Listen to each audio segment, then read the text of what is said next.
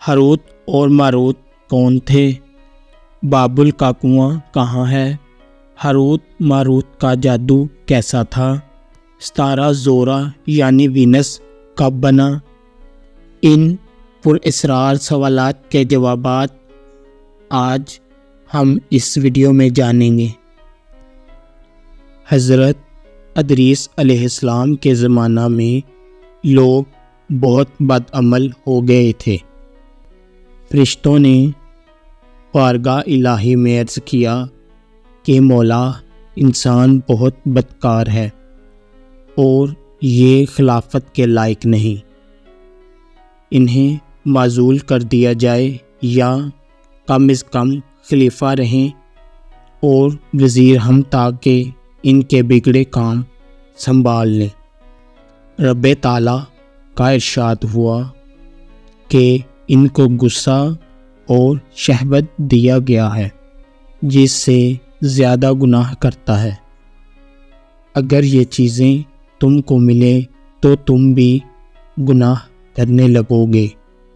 حکم ربی سے دو پرہیزگار فرشتے ہاروت اور ماروت کو غصہ اور شہوت دے کر شہر بابل میں اتار دیا اور فرمایا کہ تم قاضی بن کر لوگوں کا فیصلہ کیا کرو اور روزانہ اسم اعظم کے ذریعے شام کو آسمان پر آ جایا کرو۔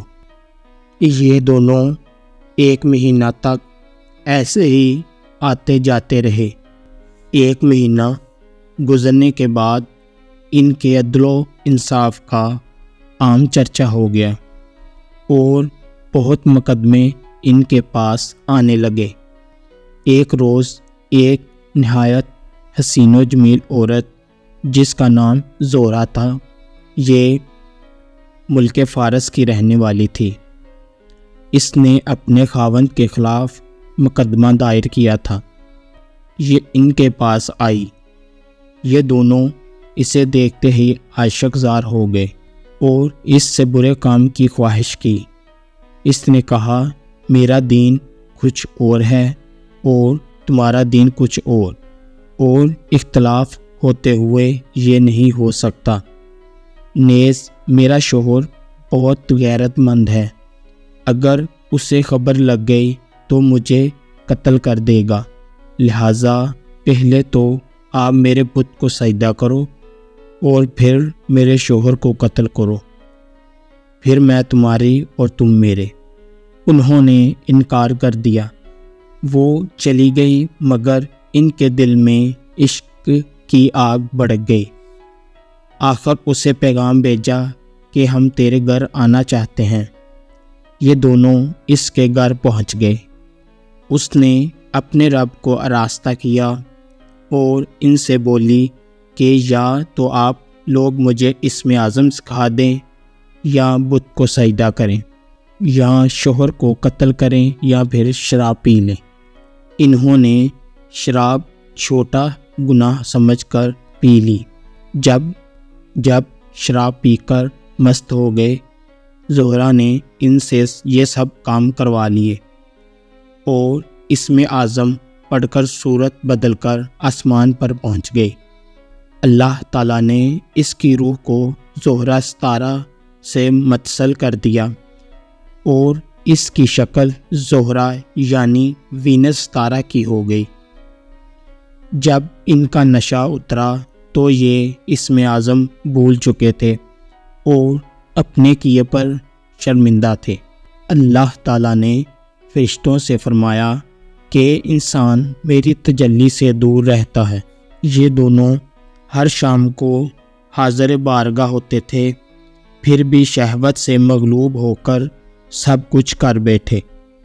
تمام فرشتوں نے اپنی خطا کا اقرار کیا اور زمین والوں پر بجائے لعن طعن کرنے کے ان کے لیے دعائے مغفرت کی۔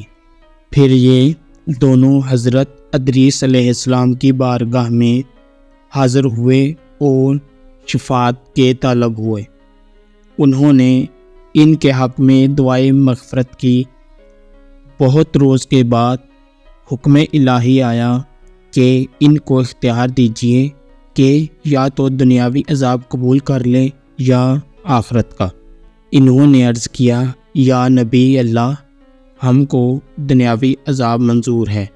چنانچہ اللہ نے فرشتوں کو حکم دیا کہ ان دونوں کو لوہے کی زنجیروں میں جکڑ کر بابل کے کنویں میں اوندا لٹکا دیں۔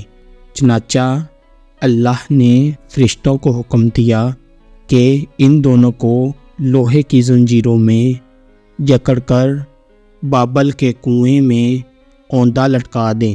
اس کنویں میں آگ بھڑک رہی ہے اور یہ لٹکے ہوئے ہیں۔ فرشتے باری باری ہر وقت ان کو کوڑے مارتے ہیں۔ سخت پیاس سے ان کی زبانیں باہر لٹکی ہوئی ہیں۔ یہ عذاب قیامت تک ایسے ہی شدید رہنے والا ہے۔